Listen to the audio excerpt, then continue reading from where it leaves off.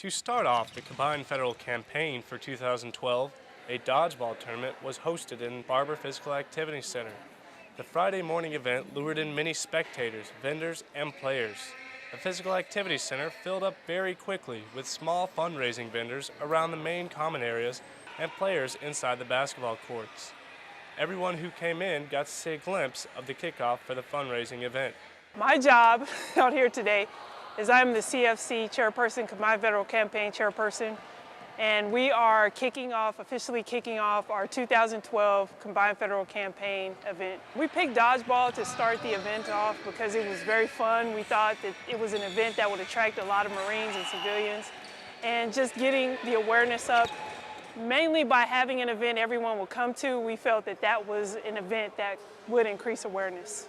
Turnout was more than what I expected. We anticipated 20 teams, 22 came out, so it was great. With 6 to 8 members per team, that's a lot of people. The players coming out were all pumped up and ready to go, each one having in mind to destroy and beat the other team. The court was a war zone while teams battled on to win the first place trophy. Winners moved on to keep pushing through the fight, and the losers who were defeated suffered by having to do push-ups. Many teams had skillful dodgers that put on a show for the spectators. The hits taken by players were also an entertaining sight to see for everyone watching. Overall, today I think the event was spectacular. The Marines seemed to have a good time. Well, not only the Marines, but the civilians and the Marines aboard the base of Quantico. If you didn't get to make this fun event the Combined Federal Campaign put on, be sure not to miss the next one. Good.